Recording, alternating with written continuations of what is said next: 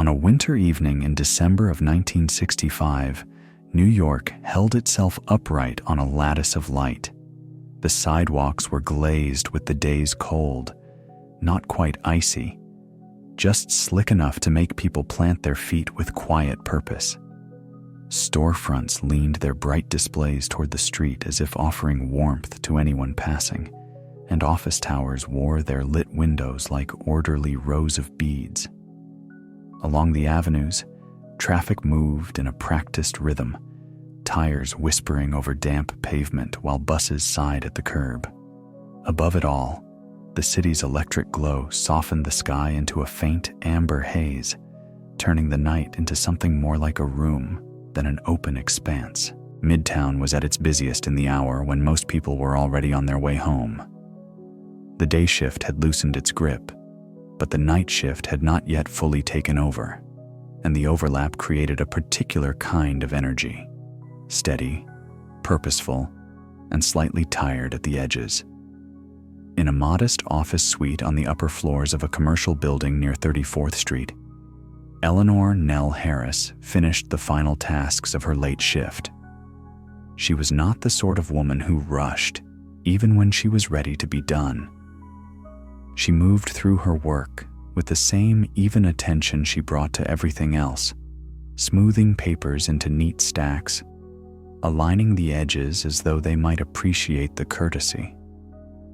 The office smelled faintly of typewriter ribbon and warm dust from the radiators, with the sharper note of coffee that had been reheated one time too many. Nell's job was the kind people rarely described with much romance: clerical work, records, correspondence that needed to be reliable rather than clever. She had a good eye for numbers, a steady hand with forms, and a calm voice on the telephone that soothed anxious callers who had lost their patience somewhere between the lobby and the elevator. Tonight, she was alone in the suite, except for a distant security guard whose footsteps sometimes drifted down the corridor like a metronome. The building itself felt attentive, full of quiet systems doing their work. The hum behind the fluorescent lights, the faint vibration of machinery deep in the walls, the constant, almost tender push of warm air through vents. She glanced once at the small clock mounted above the filing cabinets, its hands moving with unhurried certainty. It was later than she would have liked, though not late enough to feel dangerous. Nell had walked home at odd hours before, the city usually providing a dependable soundtrack: radios from open windows, laughter from diners, the occasional taxi horn expressing impatience in one bright syllable. She gathered her coat from the back of her chair, a dark wool piece with a collar that always felt pleasantly heavy against her throat, and she buttoned it in a practiced sequence that had become its own little ritual. Gloves, scarf, handbag. The small ordinary actions arranged her mind as neatly as the papers on her desk. Before she turned off the desk lamp, she paused to look out the window. From this height, the street was a moving diagram of headlights, each white beam tracing a clean line through the dusk. Neon signs pulsed with confidence. The Empire State Building rose nearby, its presence steady and familiar, as if it had always been there and always would be. Nell let herself enjoy the view for a moment, the city's brightness offering the quiet assurance that everything was in its place. Then, as if the night had decided to exhale, the light around her thinned. It did not vanish with a dramatic snap. It softened first, as if the lamps were reconsidering their duty. The fluorescent ceiling fixtures dimmed, regained their strength for an instant, and then eased down again. The hum in the walls shifted pitch, a gentle wavering that made Nell look up from her handbag. The desk lamp flickered with a mild uncertainty. The radiator's warmth continued, but the air felt suddenly less busy, as if certain unseen hands had stepped away from their levers. Nell stood still, attentive rather than alarmed. She had lived in the city long enough to recognize small interruptions, brief brownouts in summer, the occasional elevator pause, a momentary dark blink that would usually correct itself. She waited, listening. In that brief quiet, the corridor seemed to hold its breath, and the distant footsteps of the security guard ceased, as though he too had paused to listen. A final, soft surrender passed through the room. The overhead lights went out. The desk lamp winked off. The window, once a wide panel of shining certainty, became a darker rectangle framing a city that had suddenly forgotten how to glow. For a moment, there was no sound at all except the faintest hush of wind against the glass. Then the building offered new noises in place of the old ones. A small click from somewhere inside the ceiling, the muted clunk of an elevator mechanism settling into stillness, and, from far below, the distant rise of voices. People speaking with that peculiar tone they used when the familiar had become slightly strange. It was not panic. It was the sound of many minds adjusting at once. Nell remained where she was, her hands resting lightly on her handbag strap. The office in darkness felt different in a way she could not quite name. Shapes were still present, but softened at the edges. The room's corners seemed to drift farther away, as though darkness made extra space. She could make out the pale rectangle of her desk, the silhouette of the filing cabinets, the faint gleam of the window frame. The radiator ticked quietly, continuing its patient work, and that small persistence steadied her. Steadied, she moved carefully to the door, her shoes finding the familiar carpet. The corridor beyond was dim, lit only by a narrow sliver of emergency illumination near the stairwell, not bright enough to banish darkness, merely enough to suggest where to go. She opened the door and stepped out, pulling it closed behind her with a considerate click. The hallway held a muted murmur now, voices gathering like a low tide. Farther down, the security guard stood near the stairwell with a flashlight angled toward the floor, so the beam did not glare. He was a broad-shouldered man with a calm face and a cap pulled low, and he looked more like a steady piece of furniture than a person in crisis. When he saw Nell, he lifted the flashlight slightly, enough to acknowledge her without flooding her eyes. "Evening, Miss Harris," he said, as if the lights going out were only another item on a checklist. "Power's down. Building's safe. We're using the stairs for now." "Thank you," Nell replied, her voice naturally quiet in the altered atmosphere. It felt instinctive not to speak too loudly, as though the dark had made the air more delicate. "Do you know if it's just the building?" He shook his head, and the flashlight beam trembled mildly with the movement. "Looks like it's wider than that. Street's gone dark too. Phones are patchy, but folks are managing." Nell nodded. She did not ask him to solve it. She did not need an explanation yet. What she needed was a plan that fit the moment. She adjusted her scarf, feeling the wool's familiar scratch beneath her chin, and started toward the stairwell. Each step was measured, but not fearful. The stairs were concrete and cool, and their railings were cold metal that reminded her of winter parks and subway platforms.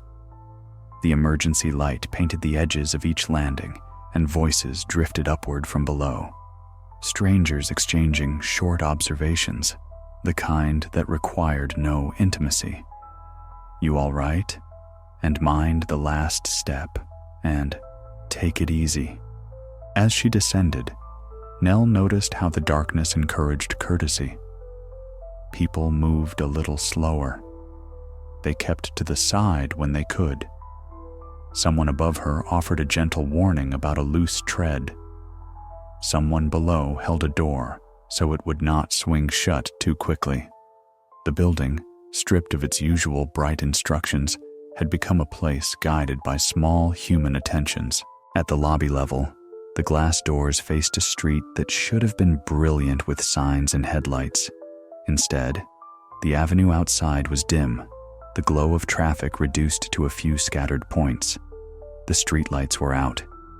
The bright marquee across the way had vanished, leaving only the faint outline of its frame against the night. Car horns were fewer, and their notes sounded softer, as if drivers were unsure how loudly they were permitted to complain. People clustered near the entrance, their coats dark shapes against the paler stone walls, speaking in low tones that sounded almost respectful. Nell stepped out onto the sidewalk. The cold immediately touched her cheeks, brisk and clean, carrying the scent of exhaust and winter air and something faintly sweet from a bakery that must have been closing. Above her, the office tower's windows were dark panes, reflecting only a thin smear of sky. She turned her head slowly, taking in the altered city. It was then she noticed the first candle. In a building across the street, on the 5th or 6th floor, a small flame glowed in a window, steady and warm. It was not bright enough to light the room behind it, but it made the glass look alive. A moment later, another window lit up a few floors below, not a candle this time, but the pale beam of a flashlight sweeping gently, as if someone were checking on a neighbor across the way. Then, farther along the block, a third window kindled into gold. The effect was subtle, but unmistakable. Where electricity had once declared itself in broad, confident strokes, these small lights appeared one by one, modest and personal, like greetings offered from behind curtains. Nell stood still for a beat, the city's usual pace easing around her. She felt the texture of the moment settling on her shoulders along with the weight of her coat. A quiet invitation to see New York differently, not as a machine of power and speed, but as a collection of rooms where people were beginning to reach for one another through the dark. She drew a slow breath, then began walking, guided by the familiar shapes of the street and the newly born points of candlelight above.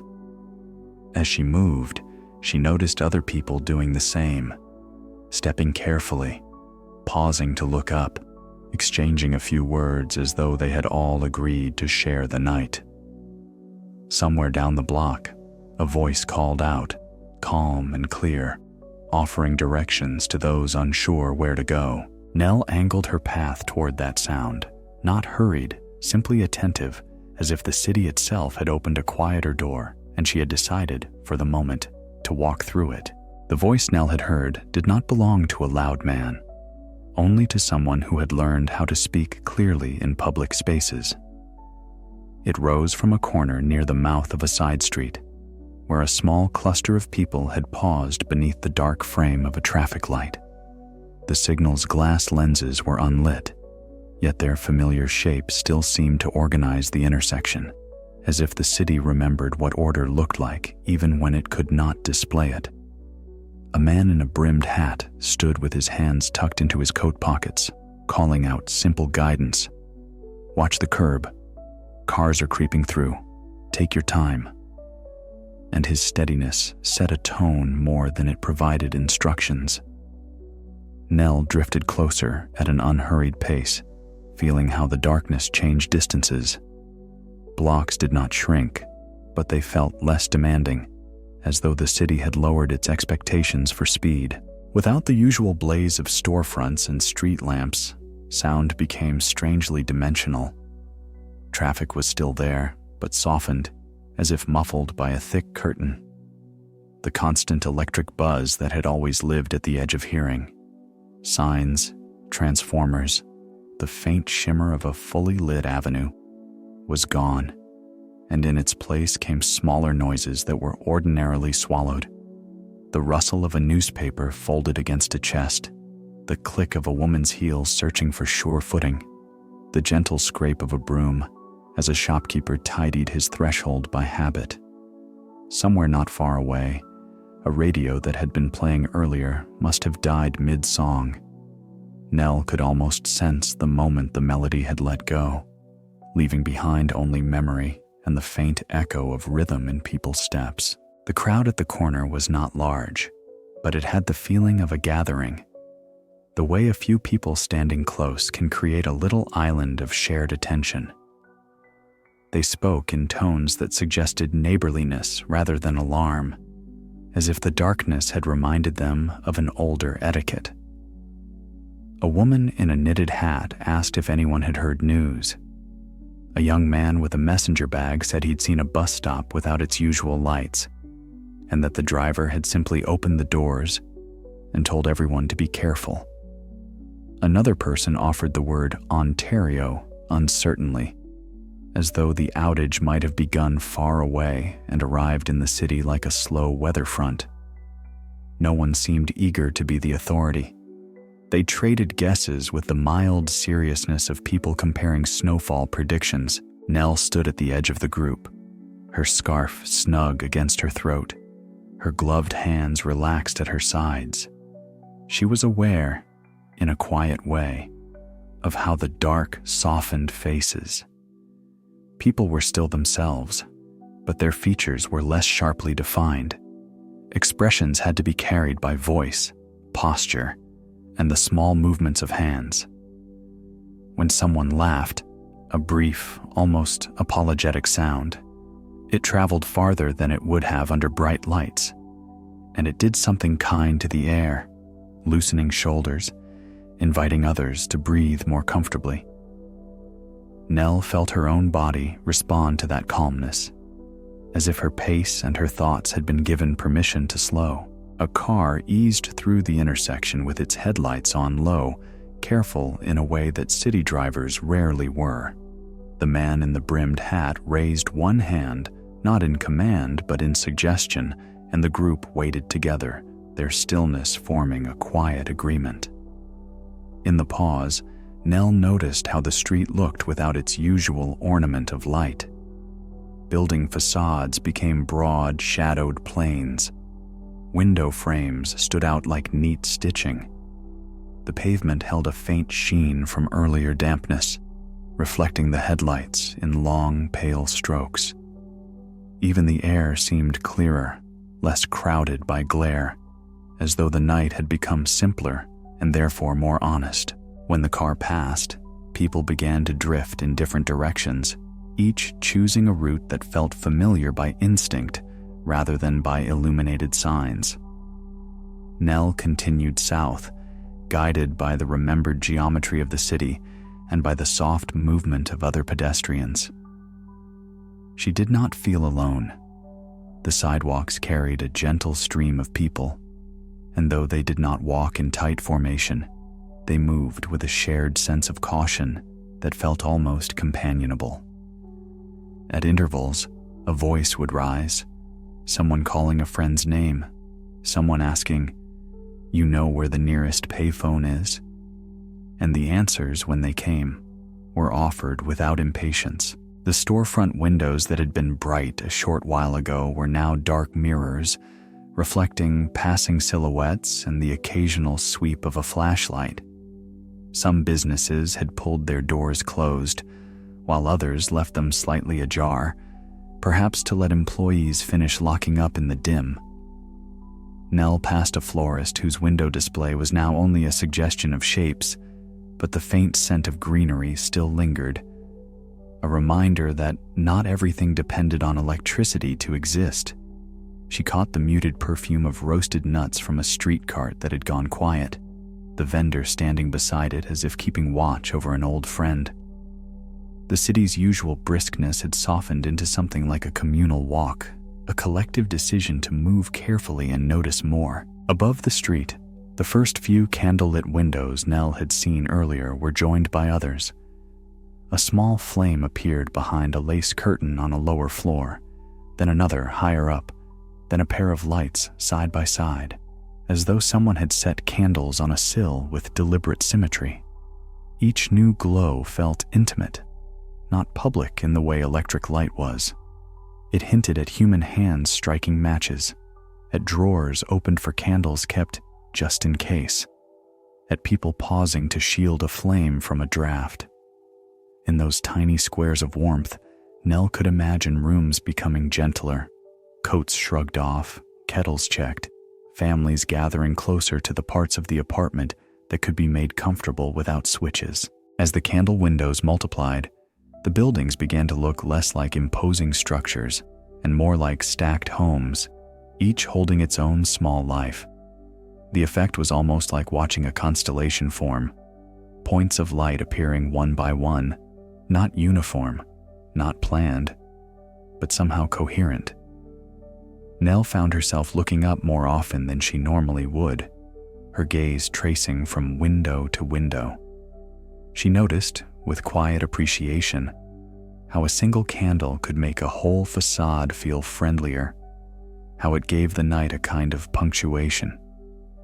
Here, someone is awake and aware. Here, someone has made a small beacon. Here, the city remembers how to be seen. A man walking a few paces ahead turned his head and spoke to no one in particular, his voice warm with mild wonder. "Look at that," he said, gesturing upward.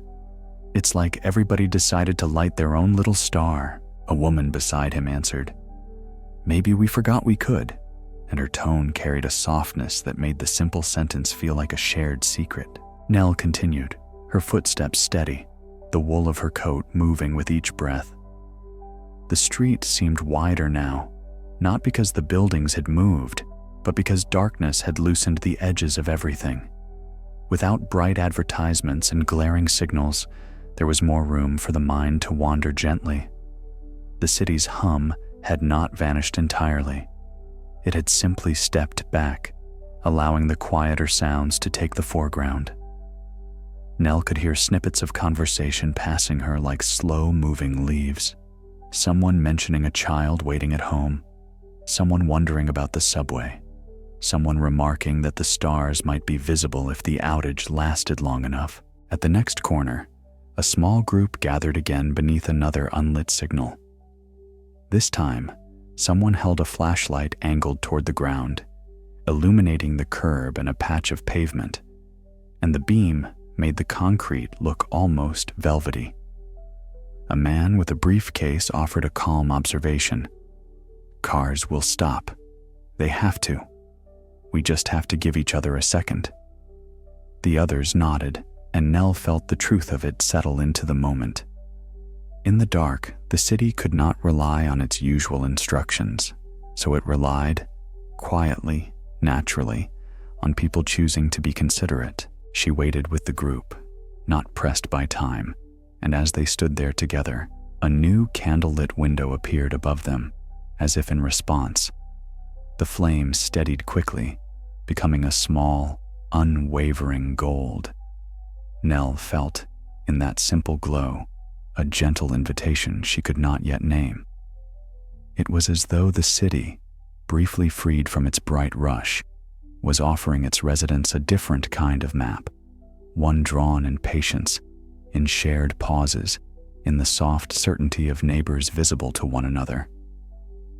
When the intersection cleared and the group began to cross, Nell stepped forward with them, and she realized she was listening not for the city's machines, but for the city's people, as if their voices might guide her the rest of the way. Nell crossed with the small group in a loose, respectful line, each person stepping as if the pavement had become newly important. On the far side of the intersection, people naturally fanned out again, returning to their own routes without fuss, yet the brief companionship lingered in the air, like the warmth left behind after a door closes.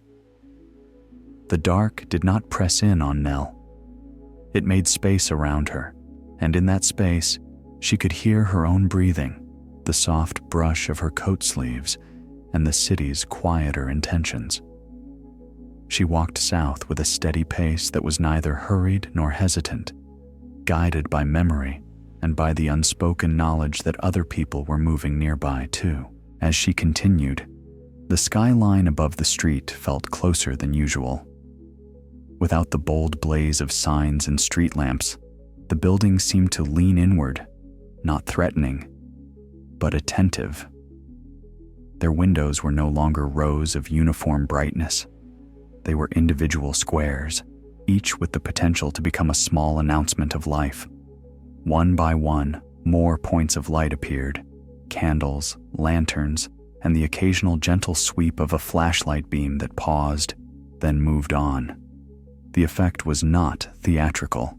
It was modest, practical, and yet it carried a quiet beauty, as if the city had traded spectacle for sincerity. Nell found herself looking upward more often, her eyes adjusting until she could distinguish the warm tremble of flame from the cooler steadiness of a battery-powered glow. The people on the sidewalk, too, began to feel more distinct, even as the darkness softened their faces. A couple walked close together, their shoulders touching, their voices low and easy as they exchanged observations about the outage. A young woman held her handbag against her chest with both hands, not out of fear, but as if it contained something fragile she did not want to jostle. An older man carried a folded newspaper under his arm like a talisman, as though familiar objects offered steadiness when the city's usual conveniences paused. In the dimness, the smaller details of personhood rose to the surface. The way someone cleared their throat politely before speaking. The way another paused to let a stranger pass at a narrow patch of sidewalk. The quiet courtesy of people sharing space without being told. Nell noticed an odd but comforting transformation taking place in herself. She had always walked New York with a kind of practiced efficiency, her mind sliding ahead to the next block, the next errand, the next set of tasks waiting at home. Tonight, the darkness loosened that forward pull. Her attention settled into the present with an unforced gentleness, and she began to register the city's textures as though for the first time. The cold air felt clean against her cheeks, carrying faint scents that electric brightness normally drowned. Yeast from a bakery, iron from subway grates, the soft mineral smell of winter stone. Somewhere nearby, a restaurant door opened briefly, and a breath of warm, buttery air slipped into the street before the door closed again. At a corner farther along, Nell encountered a small cluster of people standing beneath an awning. The awning's stripes were barely visible, but its shape formed a sheltering arc over the sidewalk. Beneath it, a doorman stood with a lantern, the old-fashioned sort with glass panels and a brass handle. Its flame was protected from the wind and gave off a steady, honey-colored light that made his uniform buttons gleam. He was a tall man, with a calm posture and a face that seemed to hold more patience than he strictly needed for his job. The lantern did not make a great circle of brightness, it made an intimate one, and within it, the sidewalk felt like a small room. People approached him in pairs and singles, asking questions that were practical and simple. Is the subway running? Do you know if the bridges are lit? Which way is 9th Avenue from here? The doorman answered each inquiry with the same even tone, as if guiding people through the dark were an expected part of his duties, not an imposition. He pointed with measured gestures, giving directions that relied on landmarks that would still be there without light. A church steeple, a broad set of steps, the slope of a street that dipped toward the river. He did not try to impress anyone with certainty. He offered what he knew, plainly, and that plainness felt like kindness. Nell slowed and waited her turn at the edge of the lantern's glow. The light warmed her hands through her gloves, and she could see the faint frost on the tips of her scarf fibers. When she stepped forward, the doorman's eyes met hers in a steady, respectful way, and for a moment she felt as though she had been recognized, not as a passerby, but as a person who belonged to the same night. "Evening, miss," he said. His voice was unhurried, shaped by years of speaking in lobbies where calm mattered. "Where are you headed?" "East Village," Nell replied, giving the words gently, as if they might settle more securely if spoken without strain. "I usually take the subway, but I don't think that's an option right now." He nodded, considering. "Walking's the surest thing tonight.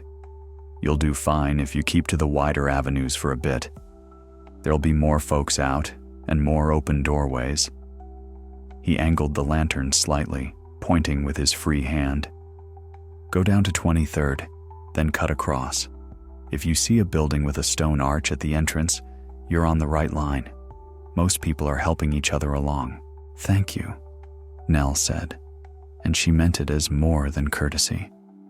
The directions felt like a thread laid gently in front of her, something she could follow without forcing herself to be brave. The doorman's mouth softened into a small smile. Of course, and if you need to check your bearings, come back by. We'll be right here. Nell stepped away, and as she did, she noticed how the lantern's light traveled with her for a few paces, as if reluctant to let go.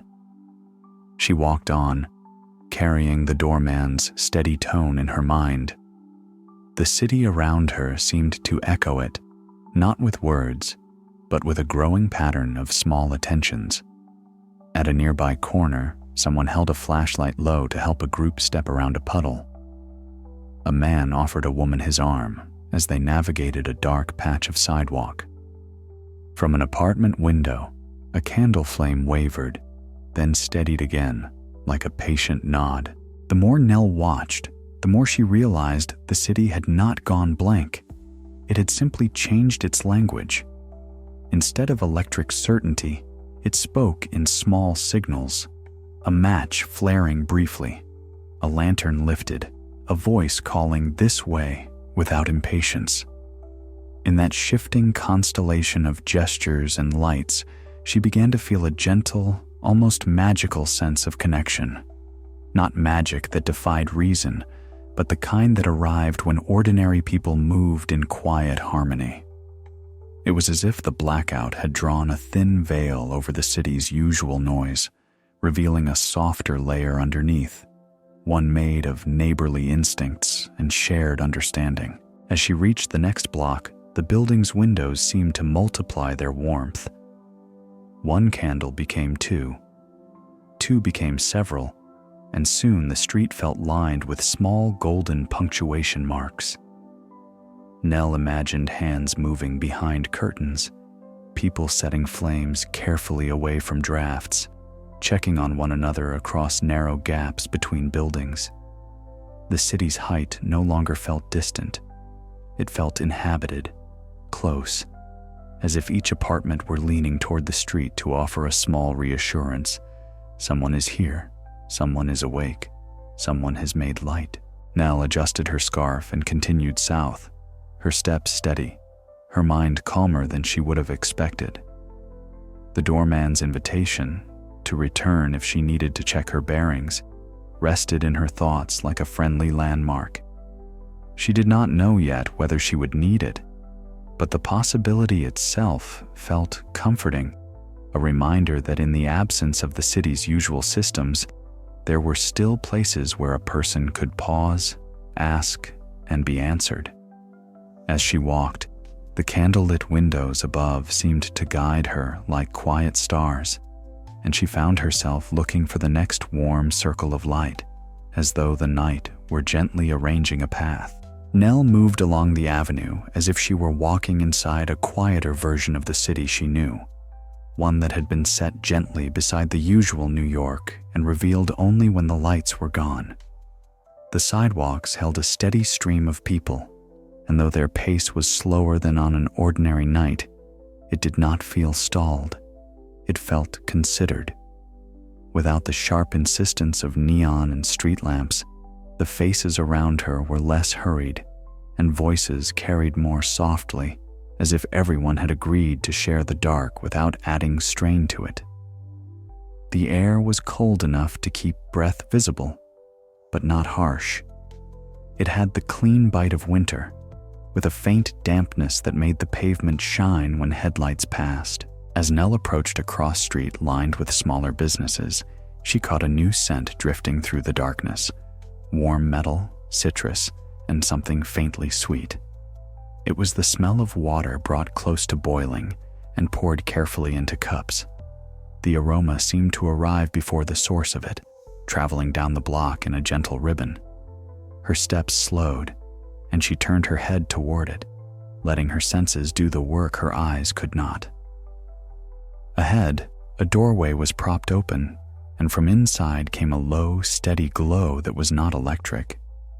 It was warmer than a flashlight, softer than a lantern, and it made the outlines of people in the doorway look like figures on a stage lit from within. The diner was small, the sort of place that usually relied on bright signs and a front window full of cheerful promise. Tonight, its sign was dark, but the open door made its own invitation. Candlelight flickered along the counter inside, reflected in chrome and glass so that the room seemed to hold more light than it should.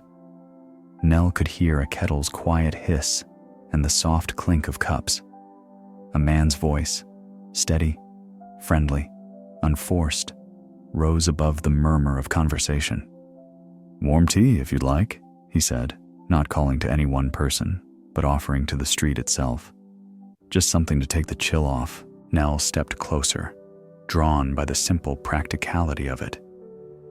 A few people stood just inside the threshold, holding paper cups with both hands as if the warmth were precious. Others hovered outside, accepting a cup and then moving on, their faces briefly softened by gratitude. The doorway formed a gentle boundary between the dark street and the warm, candle-lit pocket within. Nell paused there for a moment, letting the warmth reach her without yet crossing fully inside. The diner smelled of coffee, sugar, and lemon, with a comforting undertone of grilled bread that clung to the air even without the usual bustle of cooking. Behind the counter stood the owner, a man in his late 40s with rolled-up sleeves and a white apron tied neatly at his waist. His hair was combed back, and his face had the relaxed sturdiness of someone who had served many hurried lunches and learned that most people needed steadiness more than speed. A gas burner, small, reliable, glowed beneath a kettle, and the owner tended it with the calm confidence of a person who knew his tools. A couple of candles sat in simple holders along the counter, their flames steadying each time the door opened and a cold draft wandered in. "Evening," the owner said when he noticed Nell, his voice warm enough to count as a welcome. "Come in a step. It's brighter in here." Nell did, easing into the diner's glow. The light did not banish the darkness entirely, but it made the room feel contained and kind. She could see the grain of the wooden booths, the shine of the counter, the small handwritten menu board that looked slightly forlorn without its usual overhead light. The candles made shadows move slowly, turning ordinary objects, sugar dispensers, napkin holders, a stack of plates, into gentle silhouettes. The place felt less like a business and more like a neighbor's kitchen open to anyone passing by. "Thank you," Nell said, her voice naturally soft in the candlelight. "That smells wonderful." "It's just tea," the owner replied, though his tone suggested he knew it was more than that tonight. He lifted the kettle with a cloth and poured into a paper cup, the liquid steaming immediately in the cold air near the door. He added a thin slice of lemon with a small flourish that felt like hospitality made visible. "Here you go.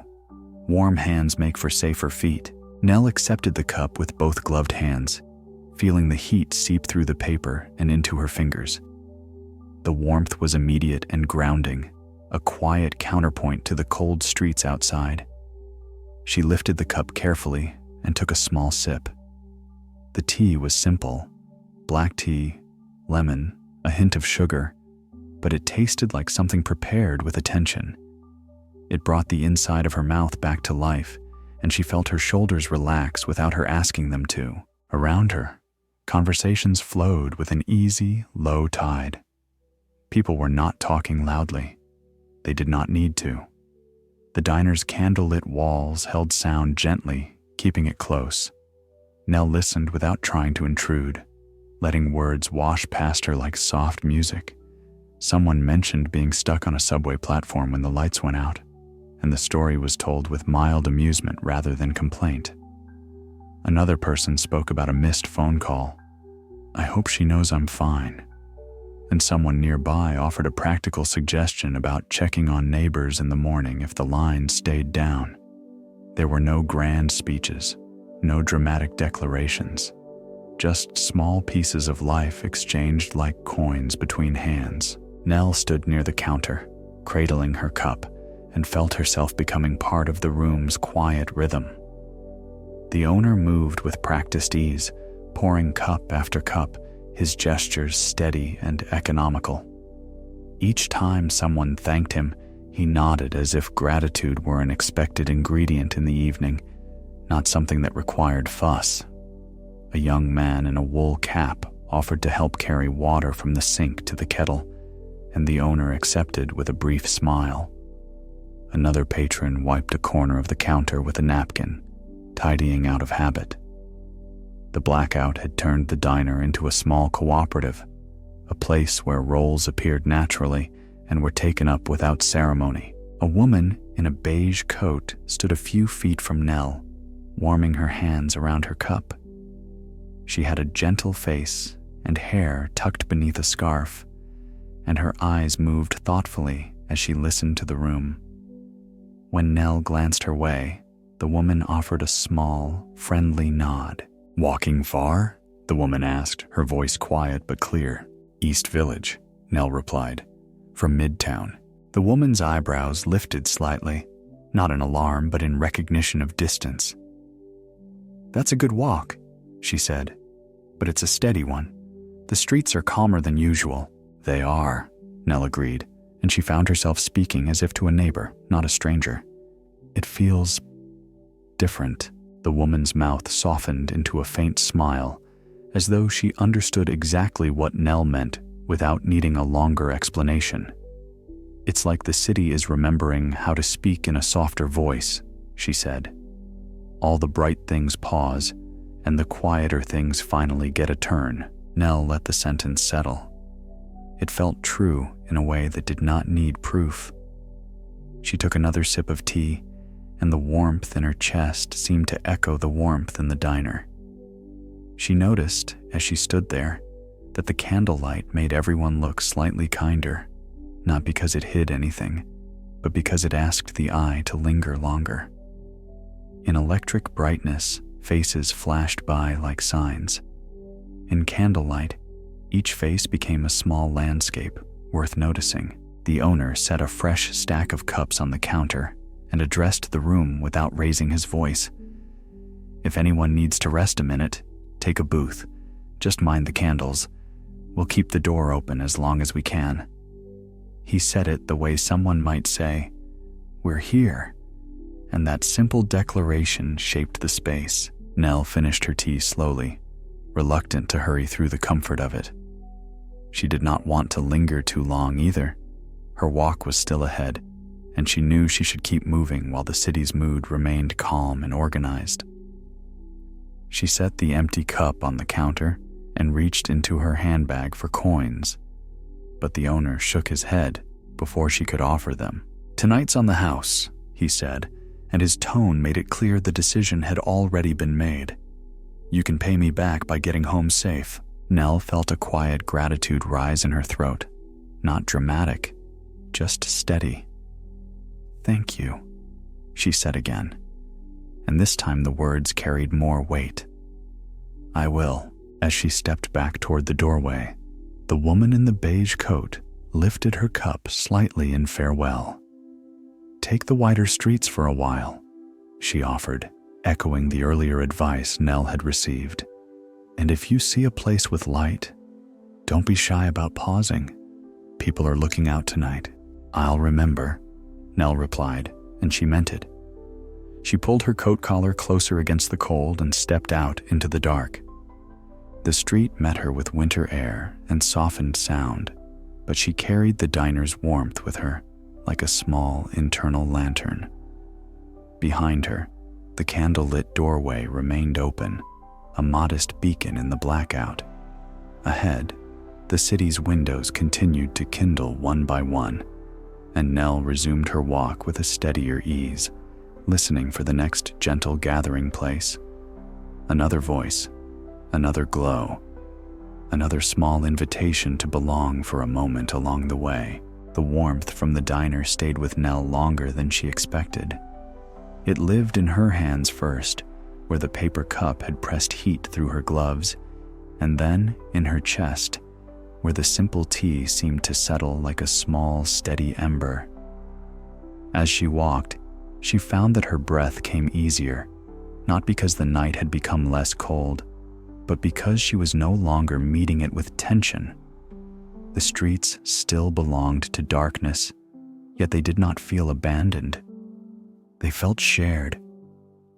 The sidewalks carried a quiet current of pedestrians, and the city's usual impatience had softened into something more cooperative, as if everyone had agreed to move at the pace of visibility rather than habit. Nell kept to the broader avenues for a time, as she had been advised, and she began to notice a new kind of order taking shape, one made not by illuminated signs and timed signals, but by people paying attention to one another.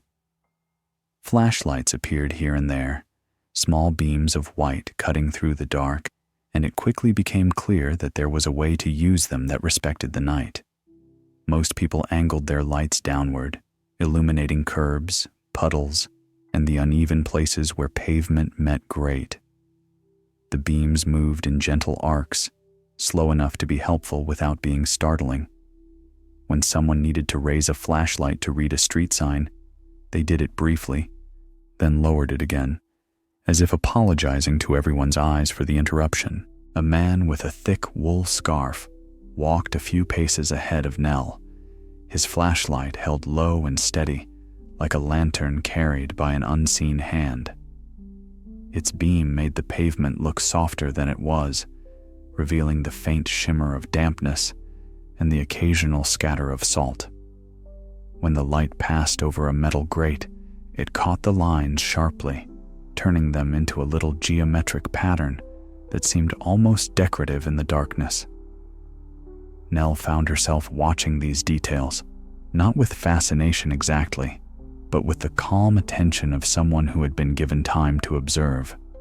In the absence of electric brightness, the city's textures rose to the surface: brick that held the day's chill, stone steps with worn edges, iron railings cold enough to sting if touched with bare skin.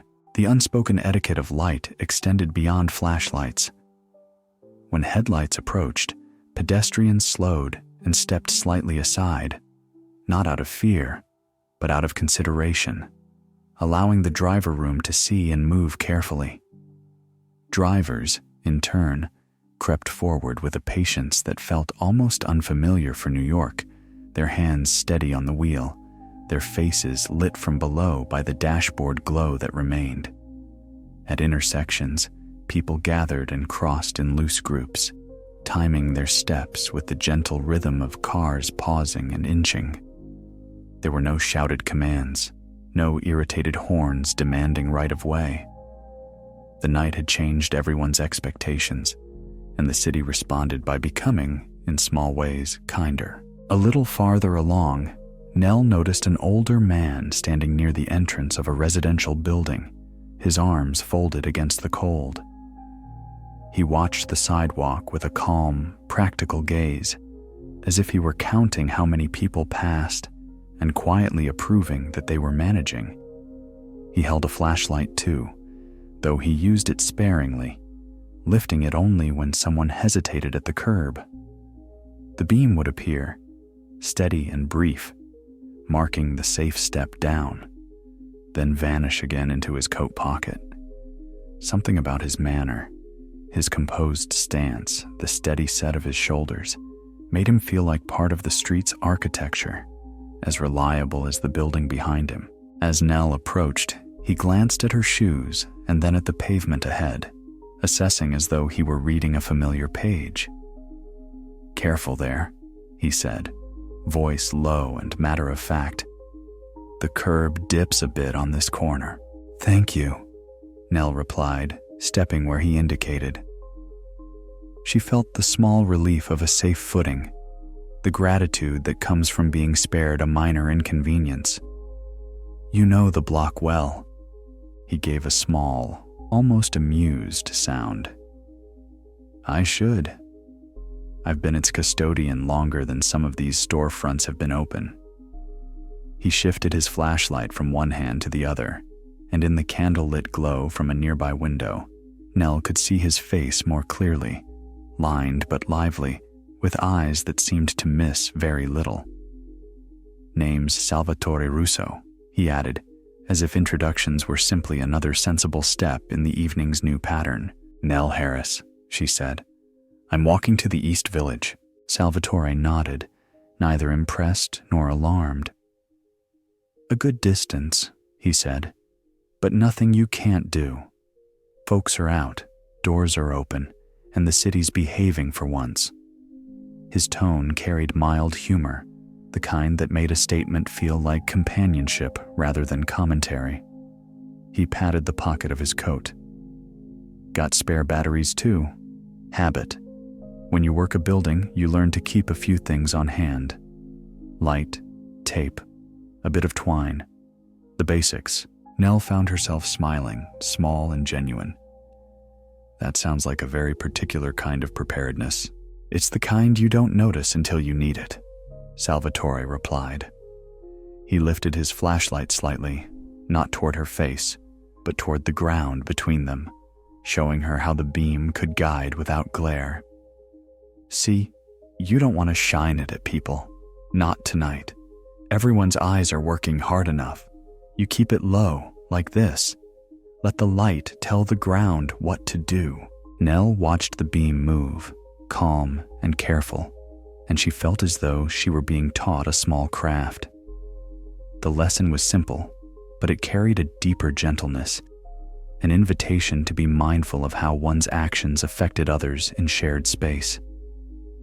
That makes sense, she said. Salvatore's gaze moved down the avenue, as though tracing the city's darkened lines by memory. You can find your way by listening too, he added. Hear that? He tilted his head, and Nell listened. In the distance, there was the soft rush of traffic on a larger street, like a river beyond a row of trees. Closer by, a cluster of voices rose and fell near a corner, the sound of people navigating together. Somewhere a door opened, letting out a brief wave of warmth and the clink of dishes. The city still tells you where you are, Salvatore said, just not with lights, with sound. Nell absorbed this, letting it settle into her awareness. She had always thought of New York as a place that insisted on being seen. Tonight it insisted, gently, on being heard. She could feel the difference in her own posture. Her shoulders were less braced, her steps more attentive. She realized she was no longer counting blocks with impatience. She was moving through them as through chapters in a story, each one offering a small detail, a new sound, a new warmth. Salvatore fell into step with her for a short stretch, not intruding, simply matching her pace as if it were the most natural thing in the world. As they walked, he offered small observations like breadcrumbs laid along a path. This sidewalk tilts a little, he said, and it did, slanting gently toward the curb. Watch for that iron grate. It's slick when it's damp. He pointed out a building with a wide stone stoop and a candle in the lobby window. That one's a good landmark, always has been. His directions were not dramatic. They were steady, practical, and oddly comforting, as if each detail reinforced the idea that the city was still itself, even in darkness. They passed a narrow street where the shadows deepened and a few pedestrians hesitated before entering it. Salvatore slowed and tilted his flashlight beam toward the ground, creating a soft pool of light that made the entry feel less uncertain. If you're going that way, he said to the group, stick close to the stoops. People are keeping candles in the windows.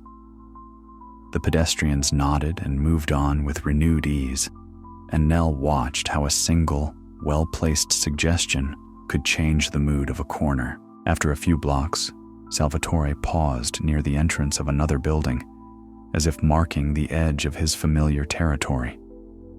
"This is where I turn back," he said. "My building's up that way, and I like to be close in case someone needs the stairs checked." He reached into his pocket and produced a small, wrapped bundle, 2 batteries held together with a strip of tape. "Here," he said, offering them to Nell without ceremony. "Just in case. If your flashlight gives up, you'll have something to trade for light." Nell's hands lifted instinctively, surprised by the gesture's simplicity. "I don't have a flashlight," she admitted.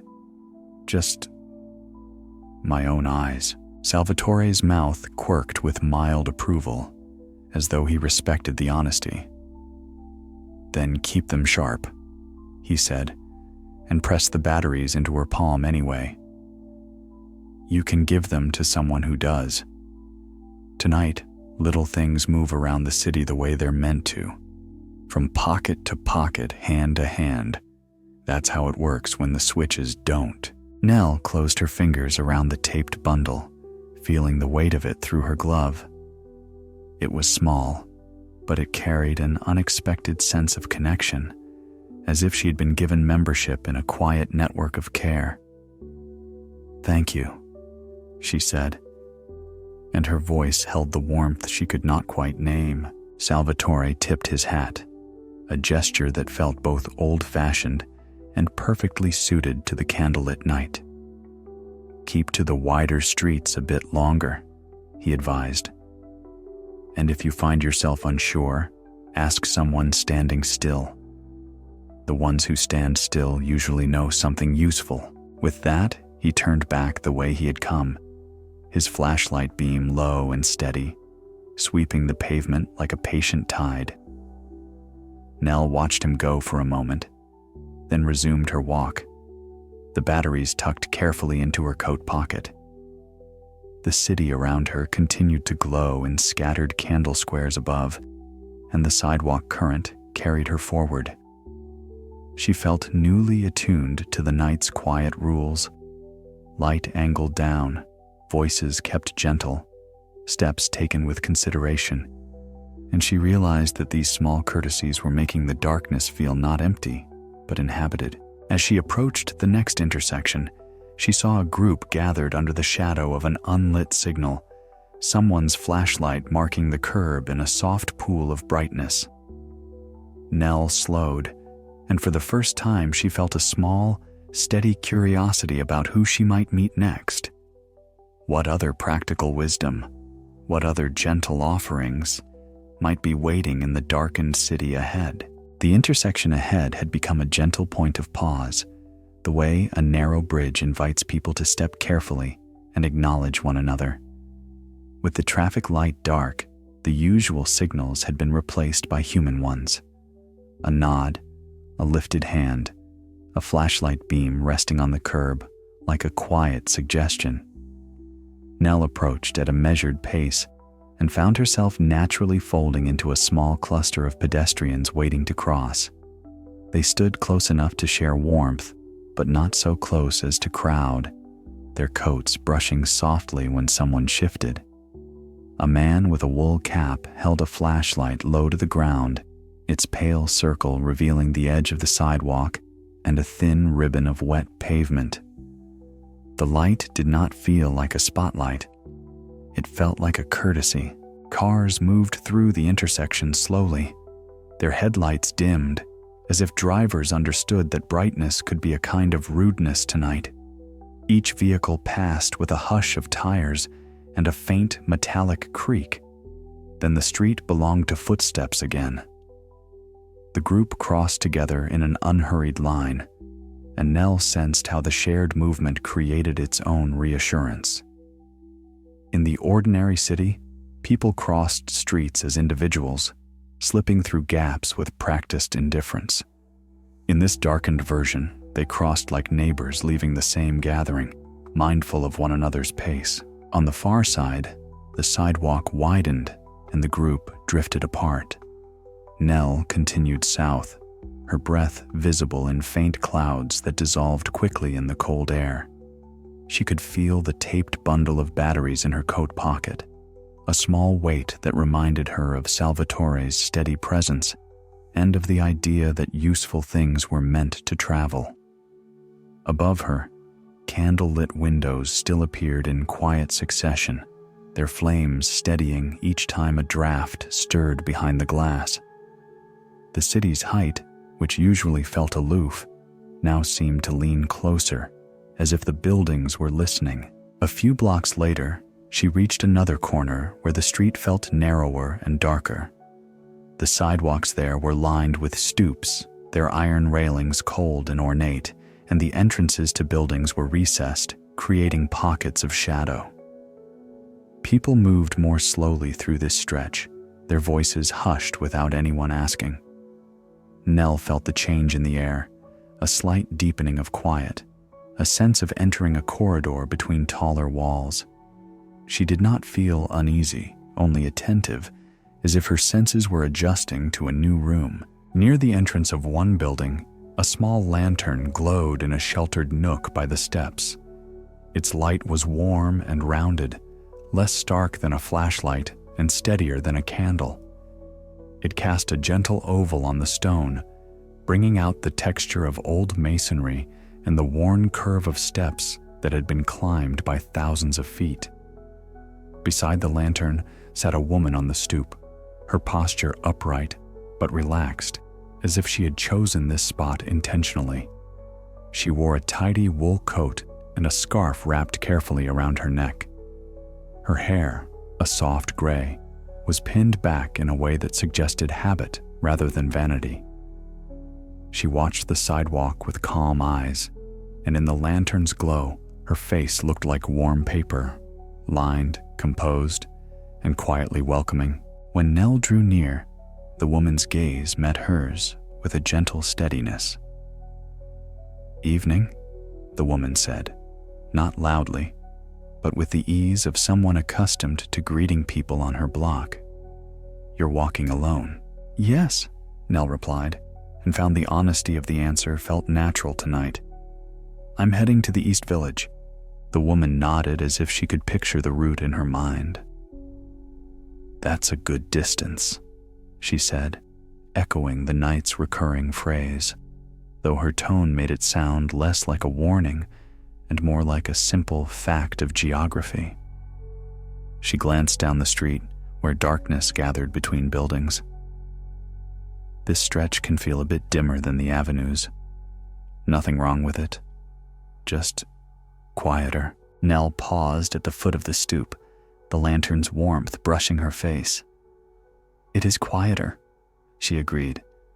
"I've been keeping to wider streets, but I need to cut across at some point." "Of course you do," the woman said, as if the city were a familiar quilt with seams that had to be followed.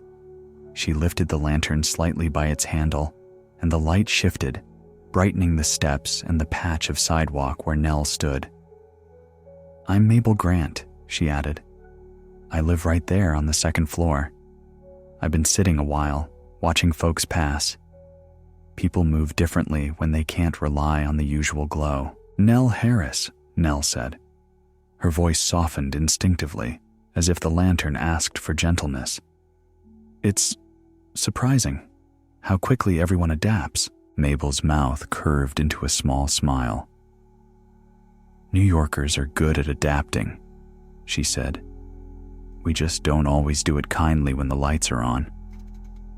She tilted her head, studying Nell with the calm curiosity of someone who notices details.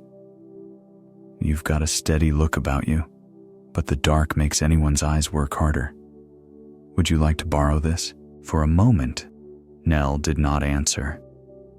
The offer was simple, but it carried a weight that surprised her. Trust given without being earned in the usual ways. She looked at the lantern, at its glass panels, at the steady flame inside protected from wind. She imagined carrying it through the streets, the light a small island around her feet. It would not make the city bright, but it would make her path more intimate, more assured. "I couldn't," Nell began, reflexively polite. "You could." Mabel said, gently interrupting, her tone neither pushy nor dramatic. "It's a lantern, not a family heirloom. It's meant for nights like this. I have candles upstairs, and I'm not going far. Besides," she added, and her eyes softened further, "it's easier to feel like a neighbor when you let someone help you." Nell felt the truth of that settle into her chest alongside the lingering warmth of tea. She thought of Salvatore's batteries pressed into her palm for no immediate reason beyond the belief that small supplies should travel. She thought of the doorman's steady directions and the diner's open door. The night was weaving a pattern of quiet generosity, and she realized that refusing every thread would leave her outside the warmth of it. "If you're sure," Nell said and reached out. Mabel stood, steady on her feet, and placed the lantern's handle carefully into Nell's gloved hand. The metal was cool, but not unpleasant, and the lantern's warmth rose immediately, soft and alive. The light it cast was not large, but it made the world near Nell's knees and shoes glow with a gentle clarity. She could see the edges of the sidewalk, the slight rise where stone met curb, the dull shine of a puddle. The lantern turned the next few steps into something almost ceremonial, a small circle of safety carried forward by human hands. "Hold it low," Mabel advised, echoing Salvatore's earlier lesson, but with the patient tone of someone passing down household knowledge. "Not too low, or it will swing and make you dizzy. Keep it steady. Let it lead your feet." Nell nodded, adjusting her grip until the lantern's motion settled into a calm sway. "Thank you," she said, and the words felt deeper than the ones she had offered at the diner. "I'll bring it back." Mabel's expression remained warm, but her eyes sharpened slightly with practical consideration. "You don't have to bring it back tonight," she said. "The city will still be here tomorrow. Bring it when you can, in daylight or candlelight, whenever the streets feel ordinary again." She pointed gently down the block. "If you take this street to the next avenue, you'll find more people, more lights, and if you come back this way, you'll know where to find me." Nell held the lantern close for a moment, as if to absorb its steadiness. The small flame behind glass made a soft sound, not quite a hiss, more like the faint breath of fire. It felt almost companionable, a presence she could listen to. She tucked her scarf closer and began walking again, the lantern's glow marking her steps. As she moved down the darker stretch, she noticed how the lantern changed her relationship to the street. The darkness beyond its circle was still there, but it no longer felt like a blank. It felt like a curtain around a stage, framing the small area where she could see clearly. The light picked out details she might have missed: an ornate iron railing, a fallen leaf pressed flat against wet stone, the faint sparkle of salt on the sidewalk. Each detail anchored her, reminding her that the city was made of tangible things, not only of electricity and speed. A couple approaching from the opposite direction slowed as they saw the lantern's glow. The man gave Nell a small nod of appreciation, and the woman smiled briefly, as if the lantern had brightened more than the pavement. Nell returned the nod, feeling a quiet sense of belonging in the exchange. The lantern's light seemed to signal something beyond visibility, a willingness to participate in the night's shared care. At the next corner, Nell could see the broader avenue ahead, dim but more open, with more pedestrians moving in steady streams. A candle flickered in a window above a shop, and another appeared in a building farther down, and the city's constellation continued to form. Nell lifted the lantern slightly as she stepped off the darker street and onto the wider one, and she felt the night offer her a gentle promise. Not that everything would be easy, but that she did not have to navigate it alone. Behind her, Mabel's stoop receded into shadow, but the memory of the woman's calm voice remained, along with the simple invitation embedded in the loan. "Come back when you can." Nell walked on with the lantern's glow at her feet, carrying not just light, but the quiet responsibility of returning it. And she found that responsibility felt less like a burden than a thread tying her gently to the neighborhood she had passed through. With the lantern in her hand, Nell stepped onto the broader avenue as if she had crossed a threshold into a gentler current. The street was still dim, but the openness of the space made the darkness feel less concentrated, less like a corridor, and more like a wide room with the lights lowered. The lantern's warm circle traveled ahead of her shoes, smoothing the path into something intimate and clear. Its glow did not compete with the night. It conversed with it, answering shadow with a small, steady warmth. Nell kept her grip relaxed but attentive, mindful of Mabel's advice, letting the lantern sway only slightly so the flame remained calm behind its glass. The avenue carried a low, continuous murmur. It was not loud enough to be called a crowd, yet it was more than the scattered sounds of isolated pedestrians. Voices rose and fell in soft strands, brief questions, quiet laughter, practical reassurances, each one dissolving into the air without sharp edges. The blackout had taken away the city's usual metallic clamor and left behind something more human, like a room full of people speaking in gentle tones because they could hear one another better. Nell walked among them and felt, in a subtle way, that the avenue itself was listening. She passed a line of storefronts whose windows were now dark panes reflecting candlelight from above. In their reflections, people looked like moving silhouettes cut from paper and warmed by the occasional glow of a lantern or flashlight. A few shopkeepers stood in their doorways, hands in pockets, watching the street with a calm vigilance that felt more neighborly than commercial. One man held a cigarette that glowed briefly each time he drew breath, its ember a tiny orange punctuation in the dark. Another had set a candle in a jar on the counter near the window, letting it shine outward as if to say the store was closed, but the person inside was still part of the evening. From somewhere up ahead, a melody drifted into the avenue, soft, unamplified, and unmistakably live.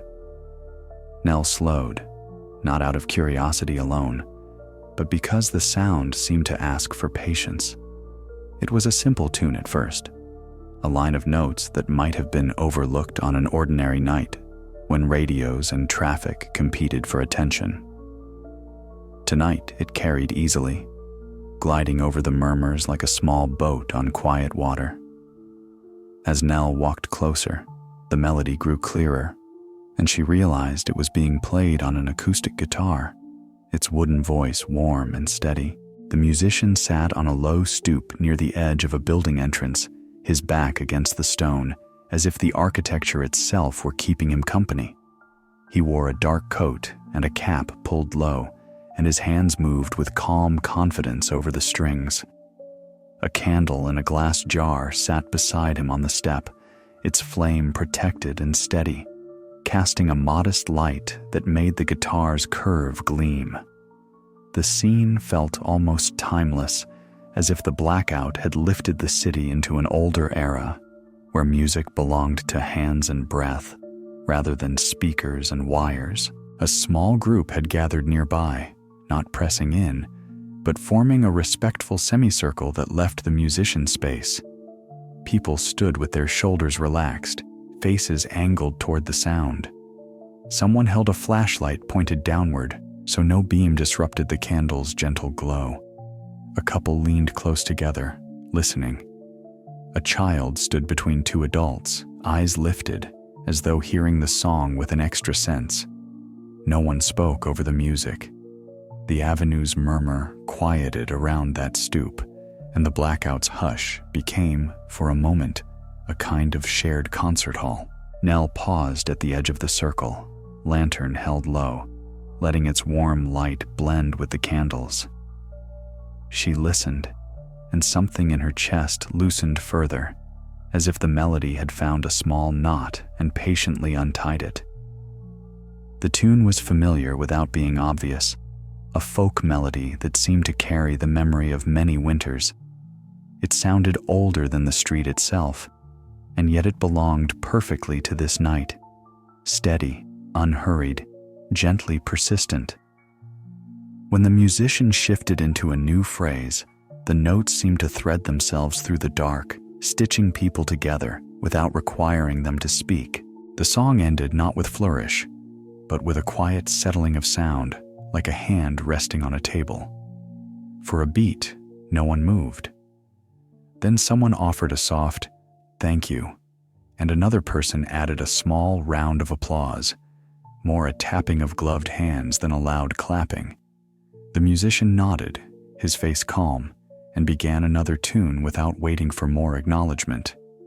The second melody was lighter, carrying a faint swing that made one woman sway slightly where she stood, as if her body remembered dancing in a brighter room. Nell watched the faces around her in the candle and lantern glow. In electric light, expressions often flashed by too quickly to hold. Here, in the softened illumination, each face was a slow composition. People's eyes held a gentleness that seemed to come from being less distracted. Their mouths were set in small, thoughtful lines. Their shoulders were not braced for rushing forward. Nell felt as though she were witnessing the city in its quieter clothes, still busy, still alive, but less armored. She moved on after a few minutes, letting the music fade behind her like a comforting echo. The avenue's murmur returned, but it had changed slightly, as if the song had tuned the street to a calmer pitch. Nell kept her pace steady, the lantern continuing to mark her steps. She could hear bits of conversation drifting from stoops and lobbies as she passed, stories offered in low voices, not performed for attention, but shared because the darkness made sharing feel natural. On one stoop, a pair of men spoke about earlier winters, comparing snowstorms and the way the city used to dig itself out with shovels and patience. Nell caught fragments. 47 was worse. My mother made soup for the whole building. We all took turns clearing the steps. The tone was not boastful, only reflective, as if the blackout had opened a door to memory and invited people to step through together. Farther along, a woman by a lobby entrance told a young couple which streets felt clearest tonight, her hand gesturing in smooth arcs. Nell could not hear every word, but she could hear the kindness in the cadence. The avenue itself seemed to hold these murmurs like a river holds floating leaves, carrying them along without hurry. Nell began to understand how the city could guide her even without lights, not only through landmarks and street slopes, but through the presence of voices that formed a gentle network. When she passed a group gathered at a corner, she heard someone say, "Stay together until the next cross," and another voice answering, "Of course, we've got time." It was as if time, usually so tightly scheduled in New York, had loosened its grip. As Nell continued, she noticed that the candlelit windows above seemed brighter now, not because the flames had grown, but because her eyes had learned how to see them. They dotted the buildings like warm punctuation marks, and in that pattern, she could sense the city's inhabited nature more clearly than she ever had under electric glare. Each candle suggested a room, a table, a person striking a match and deciding, deliberately, to make light. The fantasy of it was gentle and grounded, not a supernatural city, but a city whose ordinary human gestures had become visible as a kind of quiet enchantment. At the next intersection, Nell slowed and lifted her gaze. The sky between the buildings looked darker than she was used to seeing, its depth less diluted by glow. She could not yet make out stars clearly, but she sensed the possibility of them, waiting beyond the city's usual brightness. The thought settled into her mind like a promise. The night might reveal more than inconvenience. It might reveal a different shape of the world. A voice nearby brought her attention back to street level. A woman standing by a building entrance holding a candle in a jar called softly to passers-by. "If you need to check where you are, come closer. The street signs are hard to read, but we've been watching." Her tone carried no urgency, only an open-handed offer. A few people approached, and the woman leaned forward, sharing directions with the calm confidence of someone who knew her neighborhood by feel. Nell hesitated for a moment, then moved closer to the doorway, lantern still held low. She did not feel lost, but she felt the value of confirming her route, of participating in the night's shared guidance. As she stepped into the doorway's warmer pocket of light, the woman turned her attention to Nell with the same steady generosity she offered everyone else. "Where are you headed?" the woman asked, and her question sounded less like a stranger's inquiry and more like a neighbor's welcome. Nell drew a quiet breath and answered, ready to let the night's murmuring network carry her forward again. The woman with the candle in a jar listened to Nell's answer with the attentive patience of someone who had decided, for the night, to be a local guide. Her name, offered without ceremony, was Mrs. Larkin, and she stood in the mouth of her building like a gentle sentry, the glass jar warming her hands. "East Village," she repeated, tasting the route as if it were a familiar recipe. "You'll want to keep down this avenue a few blocks, then cut across where the street widens. If you see the church with the broad steps, you're close to where people have been crossing together. Don't worry if it feels slow. Tonight, slow is the city's best idea." Nell thanked her, and the words felt easy to say. She stepped back into the avenue's low murmur, the lantern's glow returning to its steady circle at her feet. The streets around her were not empty. They were occupied in a different way, full of people who had adjusted their movements and expectations. The blackout had taken away the invisible machinery that kept everyone separate. Phones, subways, bright distractions, and in its absence, human presence became more apparent. Nell walked on, letting the candlelit doorway recede behind her, and felt that her route was being stitched together by small acts of guidance, each one offered as naturally as breathing. A few blocks later, she turned onto a quieter street lined with residential buildings. Their entrances were recessed, and their stoops were wide enough to gather a few neighbors without crowding. The lantern made the stone steps gleam softly, revealing worn edges and the faint sheen of dampness. Here the city felt less like commerce and more like home. Less signage, more brick and iron, more little signs of daily life. A potted plant tucked by a doorway, a folded newspaper resting on a step. A child's sled leaned against a railing as if winter itself had been paused mid-play. Outside one building, a small knot of residents had gathered in the lobby area, visible through the glass doors. The lobby's usual brightness was gone, replaced by candles set carefully on a table and along the front desk. Their flames flickered in polite rhythm, casting warm reflections on the marble floor. Nell slowed as she passed, drawn by the sense of organization. The building's doorway seemed to function as a harbor, the candlelight inside offering both warmth and a feeling of orientation. A man in a cardigan stood near the entrance, his sleeves pushed up, his face calm but focused. He spoke to the group with the kind of voice that did not ask for attention, yet received it anyway. "All right," he said. "We've got at least 2 elevators stopped between floors. The power's out, so they won't move until it returns. No one's panicking in there, but they'll feel better if we check on them." He looked down at a clipboard held in one hand, though in the candlelight, the paper was more symbolic than useful.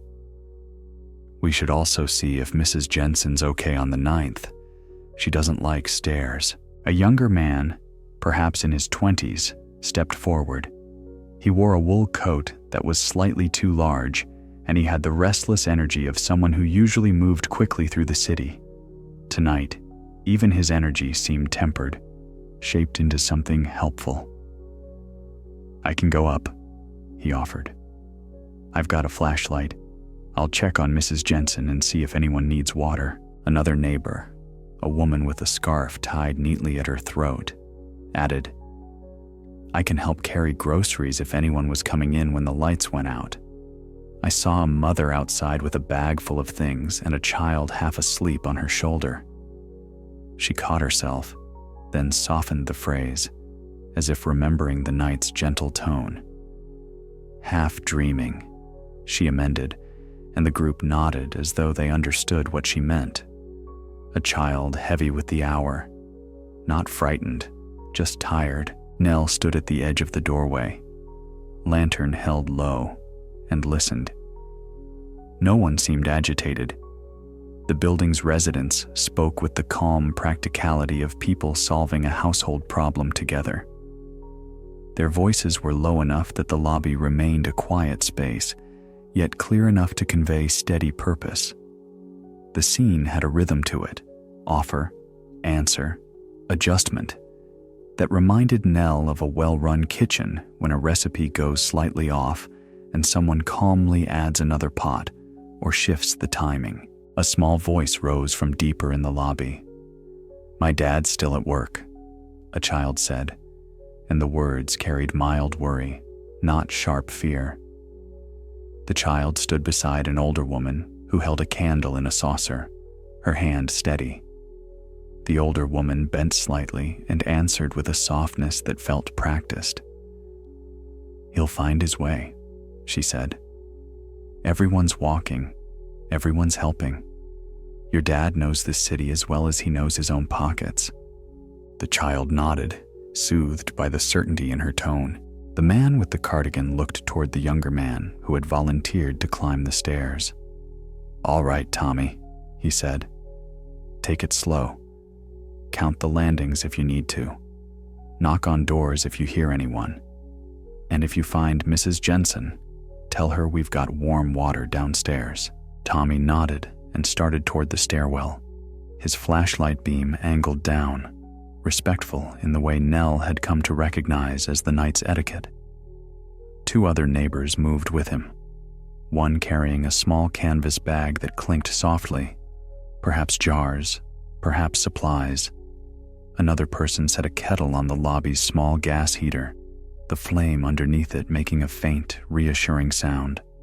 The blackout had turned the building's lobby into a small operations center, not dramatic, just quietly competent.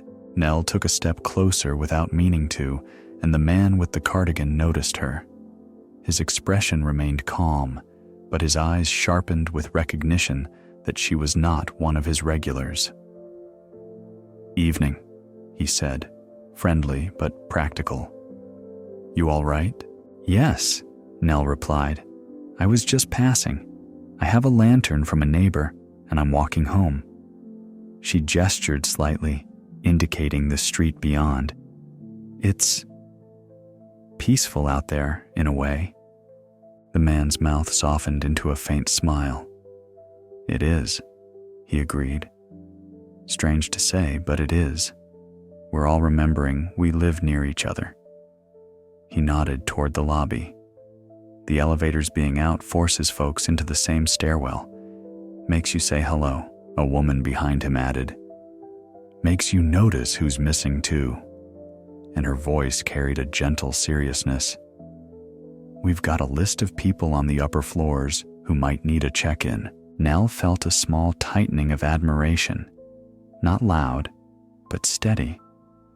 In the ordinary city, people in separate apartments often lived like parallel lines, close but never touching. Tonight, those lines were bending toward one another with surprising ease. The thought formed quietly in Nell's mind. When convenience disappears, coordination appears. shaped by human hands rather than by switches. The lobby door opened again, and a mother stepped in, her cheeks pink from the cold.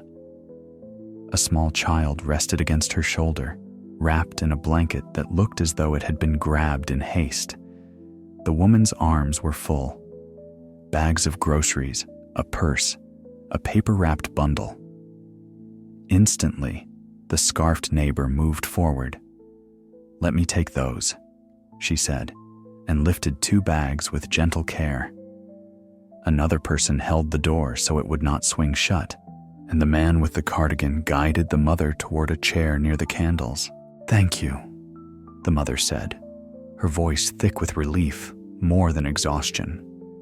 "The stairs, we'll manage the stairs," the cardiganed man assured her. "One step at a time. You sit a moment. We've got warm water coming."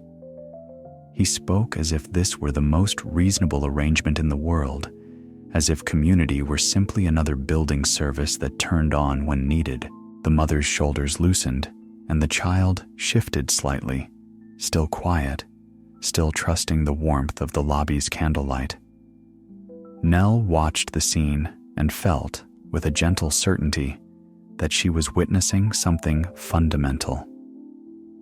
The building was not merely sheltering its residents, it was organizing itself around care, creating a kind of infrastructure that ran on attention and generosity. A neighbor near the desk looked up and noticed the lantern in Nell's hand. "That's a good light," she said with mild appreciation. "Steady flame, keeps your feet honest." "It was loaned to me," Nell replied, "by a woman named Mabel Grant." At the name, the neighbor's face brightened. "Mabel," she said fondly. "She always keeps a lantern ready. Good sense, that woman." The neighbor leaned closer, voice lowering as if sharing a small secret. "Tell her we said hello if you pass back by." Nell nodded, feeling the request settle in her mind like a small responsibility, pleasant rather than heavy. "I will," she said. She did not stay long. The lobby was busy in its quiet way, and Nell knew her own walk still stretched ahead. Yet as she stepped back onto the street, she carried the scene with her. Candles on marble, neighbors making lists, someone climbing stairs with a flashlight angled low, a mother's groceries lifted without hesitation. The city, stripped of its usual mechanisms, was building something else in their place, something made of names and hands and steady voices. The lantern's glow moved with Nell as she walked onward, and the avenue's murmurs rose again around her. She found herself listening differently now, not only for directions, but for small signs of that same cooperative spirit. Another lobby lit by candles, another stoop where someone kept watch, another place where the night offered a quiet invitation to step closer. The street beyond the candlelit lobby felt less empty now that Nell had seen how quickly a building could become a small community center. She walked with the lantern held steady, its warm circle traveling ahead of her feet like a patient companion.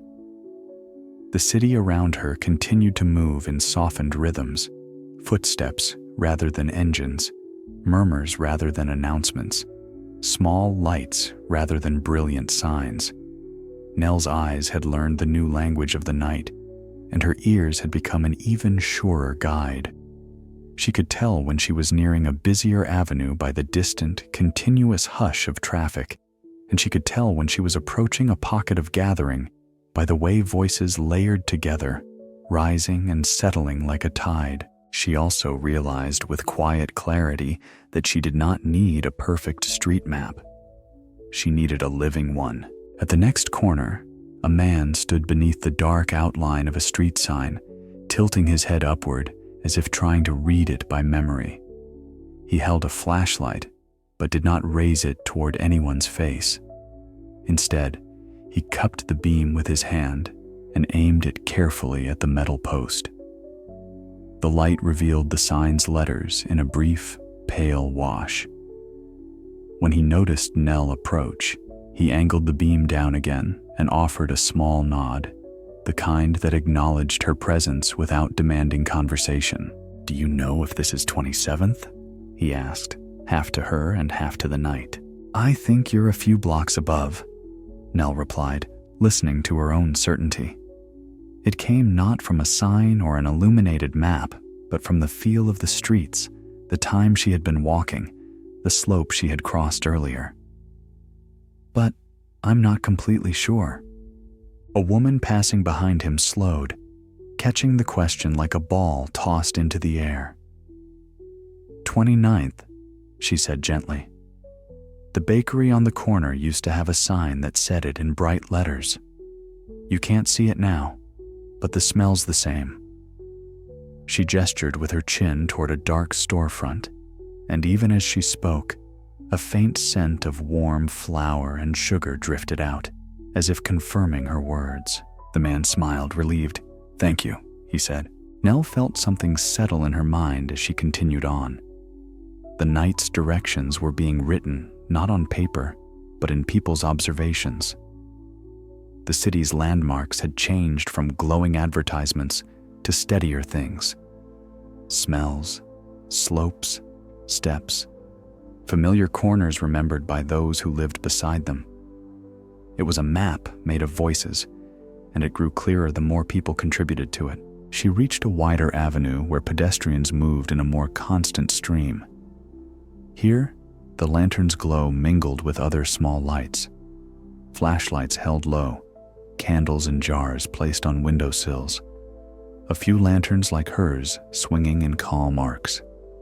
At the corner, a small group had gathered around a man who stood with one hand raised, palm outward, as if he were gently conducting the intersection. He did not shout. He simply watched the cars creep through, and then motioned the pedestrians across when there was space.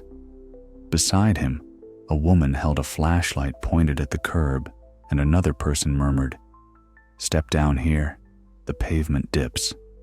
Each time someone new approached, Nell slowed near the group, not because she was uncertain about crossing, but because the corner felt like an information exchange as much as an intersection. People arrived with questions and left with answers, and the flow had a calm efficiency that reminded her of a well-run station, even without electricity, even without official announcements. The man conducting the crossing glanced at Nell's lantern and gave a small approving nod, as if recognizing a fellow participant in the night's quiet system. "East Village," someone nearby said, and Nell realized the word was being spoken by a young woman in a dark coat, her cheeks flushed from the cold. The young woman was addressing an older couple who looked uncertain, their heads turned in slow arcs, as if the darkness had erased their sense of direction.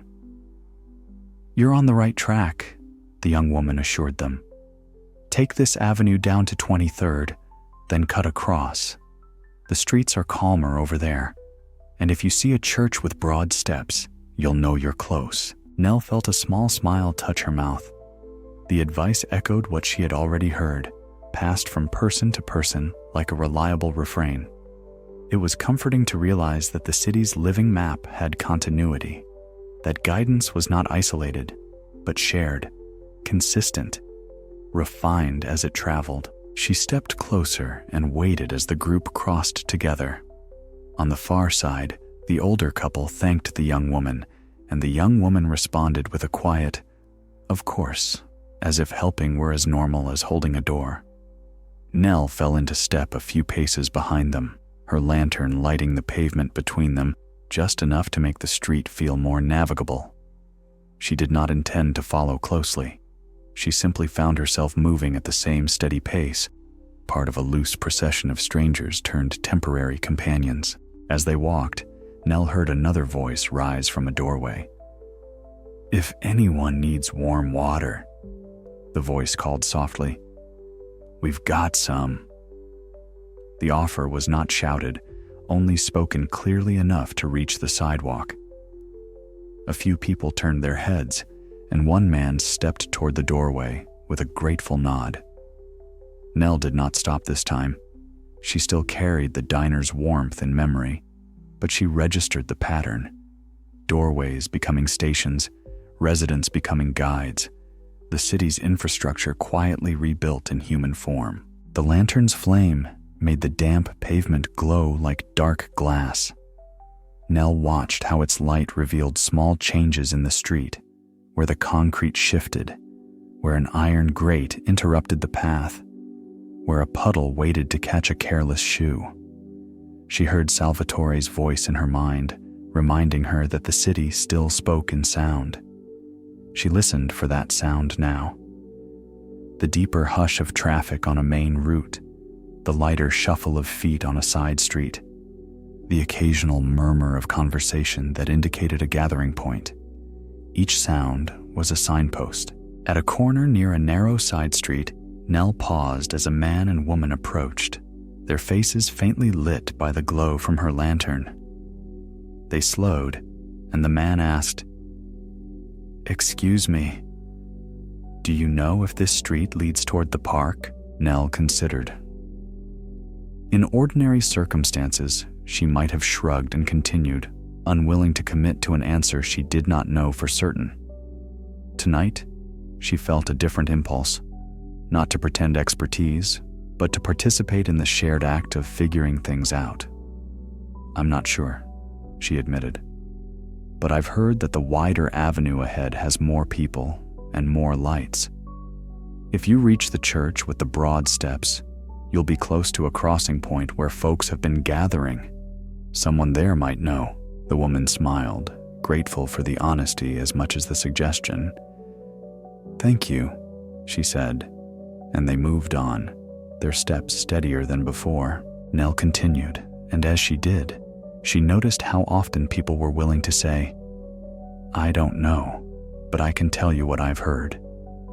That phrase became its own kind of guidance, an acknowledgement that certainty was less important than effort.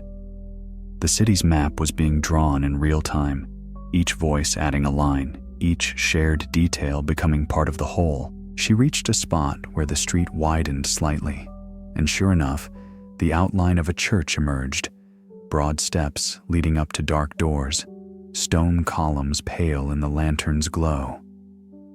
A few people stood on the steps with candles in jars, their flames steady in the sheltered space.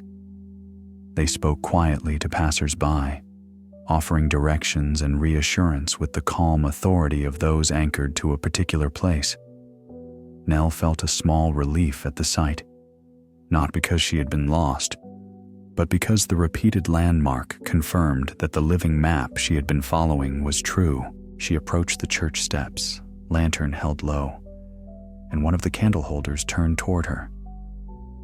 The woman's face was kind, her posture relaxed, and her voice carried the gentle certainty of someone who had been answering the same questions for the last half hour. "Where are you headed?" she asked, the familiar phrase sounding now like a ritual of welcome. Nell drew a quiet breath, ready to answer, and to listen for whatever new thread the city's voices might offer next. Nell answered the woman on the church steps with the calm confidence she had gathered along the way. "East Village," she said, and the word sounded steadier than it had earlier in the night, as if repeating it to so many helpful strangers had turned it into a shared destination rather than a solitary one. The candleholder nodded and pointed gently toward the avenue that ran alongside the church, her jarred flame casting soft light over her knuckles. "Keep down that way," she advised. "When you feel the air open up, you'll be near the park. It's darker there, but it's a good kind of dark. People have been stopping to look up." "Thank you," Nell replied, and stepped away with her lantern's warmth steady at her feet. She moved along the avenue as directed, the buildings gradually giving way to a space that felt less enclosed. It happened subtly at first. The sidewalks widened, the echo of voices changed, and the wind moved more freely between the structures. Then, without warning, the city's vertical walls stepped back, and Nell found herself approaching the edge of a park. In ordinary times, the park would have been framed by lamplight and the glow of passing traffic. Tonight, it was a broad, dark presence, its trees forming a gentle silhouette that seemed to breathe against the sky. At the park's edge, the air was different. It held more cold, more openness, and a faint scent of earth that the city usually kept hidden under exhaust and heat. Nell slowed without intending to, as if her body recognized that this was a place for pausing. The lantern's circle of light seemed smaller here, not because it had dimmed, but because the space around it was so much larger. Beyond its warmth, the park's paths were only suggestions, darker ribbons among darker ground, but the darkness did not feel unsafe. It felt quiet, like a room where the noise has been gently turned down. A few people stood near the park gate, their faces angled upward. One man held a candle in a jar at chest height, and the flame illuminated his chin and the underside of his nose, giving him the thoughtful look of a listener at a story. Beside him, a woman in a long coat had her hands tucked into her sleeves, her posture still, her gaze fixed above the rooftops. They were not gathered in a tight group, but their shared orientation, eyes lifted, bodies stilled, created a sense of quiet community, as if the park had become a small observatory for the night. Nell approached slowly, lantern held low, and followed their gaze. At first, she saw only darkness, the sky a deeper shade than she was used to in Manhattan. Usually, even on clear nights, the city's glow softened the heavens into a hazy, pale dome. Tonight, the haze had thinned. The blackout had pulled a veil away. Nell blinked, letting her eyes adjust, and then she saw it. A faint scatter of stars, small and cool, pricked into the sky with a delicate precision that made her breath catch gently in her throat. They were not the dramatic, crowded stars of a rural night. New York still held some of its own glow, and clouds of thin moisture softened the deepest points. But the stars were there, more than she had ever seen from these streets, and their quiet presence felt like an offering. The city, deprived of its artificial brightness, was revealing something older and steadier, something that did not depend on switches. Nell felt as if she were looking at a forgotten ceiling that had always been above her, waiting patiently for the moment it could be noticed again. A soft voice spoke near her, as if answering the thought. "You can almost see Orion," the voice said. It belonged to a woman standing slightly to Nell's left, her hair tucked beneath a hat, her cheeks pale in the cold. The woman raised her hand and pointed, not sharply, but with a gentle curve of her finger. "There," she added. "The belt is faint, but it's there if you let your eyes rest." Nell followed the gesture. At first, she saw nothing distinct, only scattered points. Then, as she allowed herself to look without straining, the pattern emerged. 3 small stars in a line, subtle but unmistakable. The recognition did not feel like triumph. It felt like being let in on a secret the sky had been holding. "It's beautiful," Nell said quietly. Her voice sounded smaller here, not because she was intimidated, but because the open air asked for softness. The woman beside her smiled without looking away from the sky. "It is," she agreed. "You forget it's up there. The city's always shouting light at itself." A man nearby gave a low chuckle, the sound warm with wonder. "Tonight it's whispering," he said. "Or maybe it's finally listening." No one argued with him. The park's edge held them in a shared stillness, each person wrapped in their own coat and their own thoughts, yet connected by the simple act of looking up. Nell felt her shoulders loosen further, the night's gentle rhythm settling into her bones. The lantern in her hand seemed almost unnecessary for a moment, not because she could see the ground better, but because her attention was lifted beyond it. From deeper in the park came a faint sound. Perhaps someone's footsteps on a path, perhaps the quiet creak of a swing moving slightly in the wind. The trees held the sound, and returned it softened. There was no loud laughter, no shouting, only the occasional murmur of someone pointing out another star, another faint constellation. It felt, in a subtle way, ceremonial, as if the blackout had turned the park into a sanctuary where people remembered that the world was larger than their routines. Nell stood among them for several minutes, letting the cold air sharpen her senses. She could smell the faint dampness of leaves, the mineral scent of stone, the trace of smoke from candles sheltered in jars.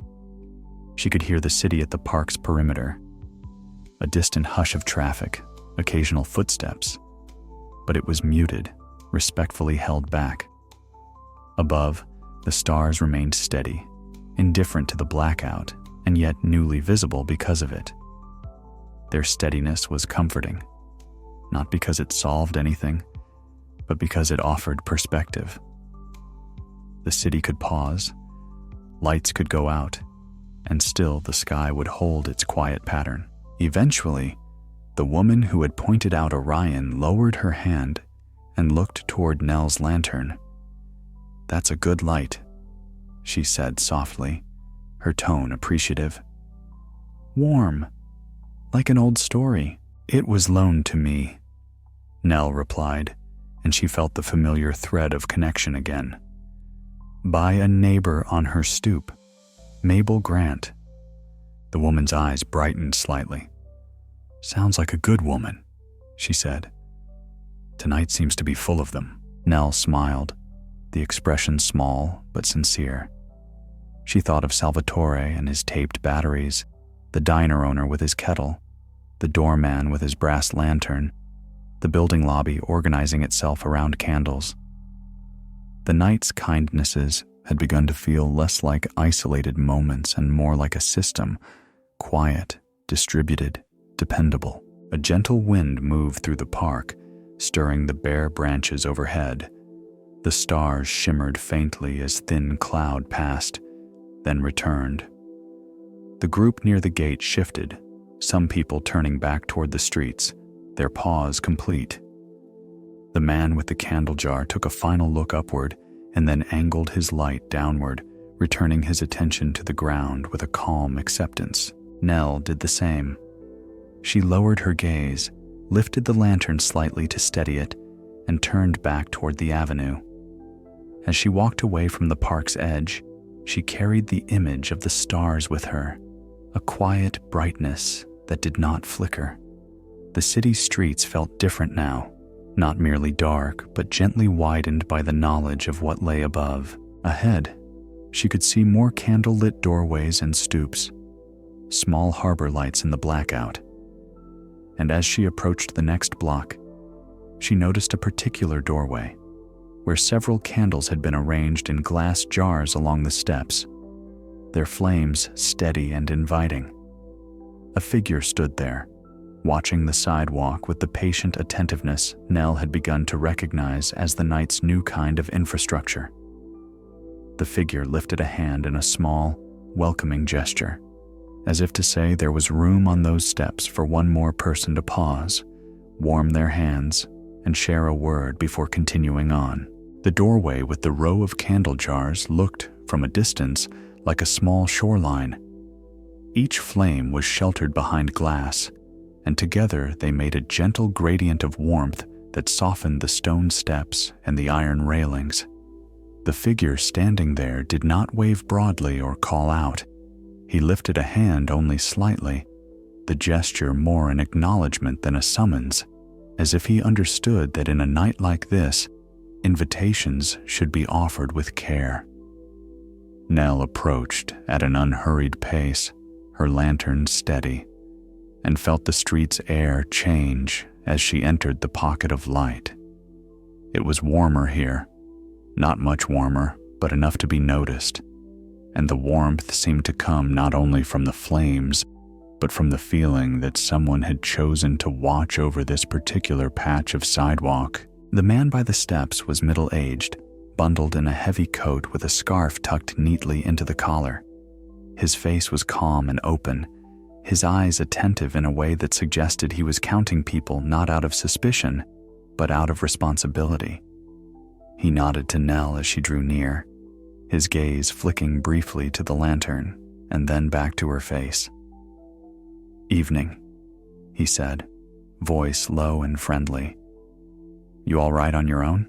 "Yes," Nell replied, and heard in her own voice how many times she had been asked that question tonight.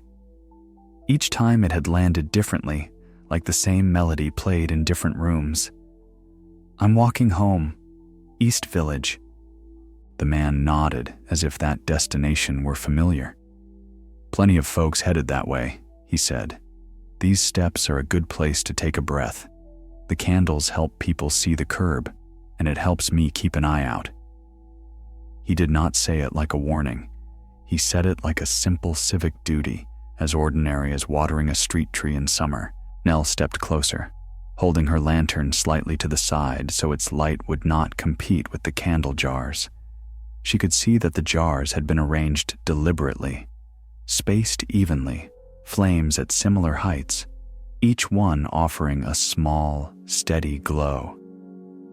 The care in that arrangement felt like a kind of message. Someone here has made room for you. Someone has decided this spot will not be left to darkness alone. "Thank you," Nell said, and meant not only for the offer of rest but for the quiet effort behind the light. The man gestured to the steps. "Sit a moment if you like," he said. "No need to rush. The city's moving at candle pace tonight." Nell hesitated, then accepted. She sat on the edge of the stoop, careful of the jar nearest her knee, and rested the lantern on the step below, keeping it upright. The combined light made the stone look almost soft, its surface etched with small lines of age and use. From this vantage, she could watch the sidewalk with a slightly wider view. People passed in steady streams, some alone, some in pairs or small groups, their faces briefly illuminated as they moved through the candle glow. A woman guiding an older man paused at the curb, and the man by the steps lifted his hand again, indicating the safe place to step down. The woman nodded in gratitude and continued on. "Name's Arthur," the man said after a moment, as if offering the simplest form of neighborliness. "Arthur Klein. I live on the first floor. When the lights went out, I figured the least I could do was make sure folks don't miss the curb and twist an ankle." "Nell Harris," she replied, and felt the familiar ease of exchanging names in this altered city. "This lantern belongs to a woman named Mabel Grant. I'm borrowing it." Arthur's expression warmed. "Mabel," he said, and the name carried the fond familiarity of a neighborhood known by heart. "She's got good sense. Always has a lantern ready, always knows who needs what." He glanced down the block. "Seems like everyone's remembering that tonight." Nell looked along the street. In the distance, other doorways glowed with candlelight, each one a small harbor.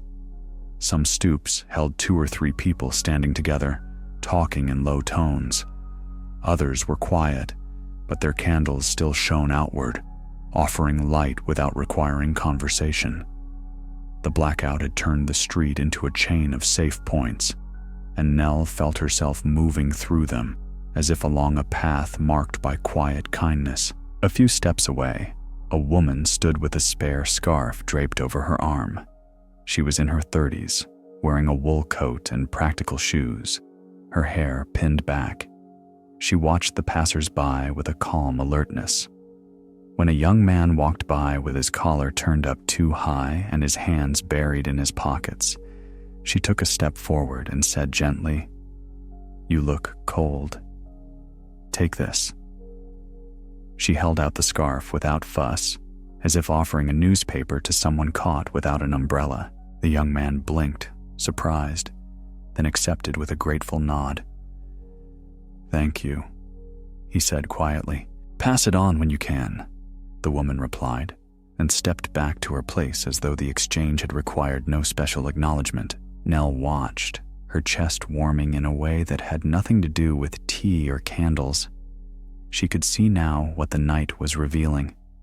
Not that people were suddenly different, but that the blackout had removed certain barriers: distraction, anonymity, the rush of routine, and let ordinary decency become visible. The street's safety came not from patrols or bright lamps, but from people choosing to pay attention. A man walking with a paper bag paused near Arthur's steps, shifting his weight as if deciding whether to stop. Arthur nodded to him. "You headed far?" he asked. "Brooklyn," the man replied with a soft sigh that carried fatigue but not despair. "My train stopped at Atlantic. Been walking and catching rides where I can." Arthur's face remained calm. "There's a building 2 blocks down with a lobby full of candles," he said. "They've got warm water and folks sharing updates. Might be worth a stop before you keep going." The man nodded, and Nell saw his shoulders ease slightly, as if the simple knowledge of a welcoming doorway had made the distance feel less heavy. He thanked Arthur and continued on, his steps steadier. Nell rested on the stoop for a few minutes longer, listening to the street's gentle music. The sounds were layered but soft: footsteps, murmurs, the occasional clink of glass as someone adjusted a candle jar, the faint hiss of a match struck and then cupped in a palm. Above, candlelit windows continued to glow, their flames steady behind curtains. The combined effect made the city feel less like a grid of strangers and more like a neighborhood stretched wide, each block offering a small place of care. Arthur turned slightly, scanning the sidewalk as another group approached, a couple supporting an elderly woman between them. The elderly woman moved carefully, her steps small, and her face was set in concentration. Arthur stepped down from the stoop and held his hand out, not taking her weight, only offering a point of steadiness if she wanted it. "Easy there," he said. "The curb is a little uneven." "Thank you," the elderly woman replied, and her voice held a quiet dignity. She took his hand briefly, then released it when her footing was sure. The couple smiled, grateful, and continued on. Nell felt the moment settle inside her like a clear statement. Safety tonight was being made, actively, by small gestures repeated again and again. It was the kind of infrastructure no one noticed when electric lights were on, because it was usually hidden beneath routine. Now, with routine disrupted, the invisible network of attention had risen to the surface. She lifted her lantern again, preparing to continue. Arthur watched her and nodded toward the street ahead. "You're close now, aren't you?" he asked. "Closer," Nell said. "Not quite there, but close enough to feel it." Arthur's gaze flicked to the lantern. "When you bring that back to Mabel," he said, "tell her Arthur Klein says hello, and tell her the street did fine tonight. We all did." "I will," Nell promised, and the promise felt like a thread tying her to this corner, this stoop, this small chain of lights. As she stepped away, the woman with the spare scarf caught Nell's eye and gave a brief nod, as if acknowledging her as another participant in the night's quiet work. Nell returned the nod and moved on, lantern light steady on the pavement. She passed more doorways glowing with candle jars, more stoops where neighbors stood watch. Each one added a small reassurance to her walk, and she realized she was beginning to recognize the shape of her own neighborhood approaching, not by streetlights, but by the particular cadence of voices and the familiar spacing of buildings. Ahead, a narrow side street opened toward the direction of her home. A candle burned in a window halfway down that street, and beneath it, a figure stood on a stoop with a lantern of their own. The figure lifted the lantern slightly, casting a warm arc onto the sidewalk and called out in a gentle, unmistakably familiar voice, "Nell, is that you?" Nell slowed, surprised not by fear, but by the sudden intimacy of being recognized in the dark. She angled her lantern toward the voice, and the night's web of neighborly light seemed to tighten warmly around her, as if the city itself were confirming that she had, indeed, come home into a place where names mattered. The voice that called Nell's name carried the steady familiarity of her own block, the kind of familiarity that did not require bright light to be recognized. Nell slowed and angled her lantern toward the stoop, and the warm arc of glow revealed a familiar outline. Iron railings with their curled flourishes, brickwork darkened by winter damp, and the figure of Mr. Jensen from the second-floor walk-up, bundled in a heavy coat and holding a small lantern of his own. His hair was thinner than Nell remembered seeing in daylight, and his face looked softer in the low flame light, as if the blackout had pressed a gentler expression onto everyone's features. "Nell," he repeated with quiet relief, stepping down one stair so the lantern in his hand illuminated the curb. "I thought that might be you. We've been watching the street. It's a strange night to be out alone." "I'm all right," Nell said, and the words felt truer than they would have earlier. She lifted the borrowed lantern slightly, showing him the steady flame behind glass. "I had help along the way." Mr. Jensen's mouth curved into a small smile. "Seems like everyone did," he said. "Come on, you're nearly there. The curb dips right there. Take it slow." Nell followed his guidance, stepping carefully where the stone sloped, and then she was on the side street that led directly to her building. It was narrower than the avenue and quieter, but it did not feel empty. Several windows along the block held candles, their flames steady behind curtains, and the light made the brick facades look warmer than they had any right to in winter. A few neighbors stood on stoops, hands tucked into sleeves, speaking in low tones that sounded like simple check-ins. Who had made it home? Who might still be walking? Who needed a call once the lines returned? The street had become a corridor of small watchfulness, and Nell felt the quiet comfort of being seen, not stared at, not examined, simply noticed in the way neighbors notice one another. Her building came into view as a familiar set of shapes: the dark rectangle of the doorway, the worn stone steps, the iron railing with its chipped paint that caught the lantern glow in small, uneven highlights. Even without electricity, it looked unmistakably like home. The blackout had not changed the building's bones. It had only changed how those bones were read, and tonight they were read by candlelight and human attention, rather than by the harsh certainty of overhead lamps. At the foot of the steps, Nell paused, not because she was reluctant to go inside, but because she felt the weight of everything she had carried across the city. Warm tea offered freely, careful directions repeated like a refrain, a bundle of batteries pressed into her pocket, and this lantern loaned with trust. She turned slightly and looked back down the block. Mr. Jensen remained nearby, lantern held low, scanning the sidewalk with the calm vigilance of someone who had decided the street was his responsibility for the night. Farther down, a neighbor extinguished a match after lighting a fresh candle in a jar, adding one more warm point to the row of small beacons. "You made good time," Mr. Jensen said, as if time itself had been redesigned and could be measured differently now. "I think the city helped," Nell replied. The sentence sounded odd at first, but then it settled into sense. It had been the city, yes, but a version of the city made visible through people rather than through power. Mr. Jensen nodded, as though he understood precisely. "When the lights go out," he said, "you can finally see who's living right next to you." Nell held the lantern's handle a little tighter, feeling the warmth of its metal and the steadiness of its flame. She thought of Mabel Grant on her stoop, offering the lantern with the simple insistence that it was meant for nights like this.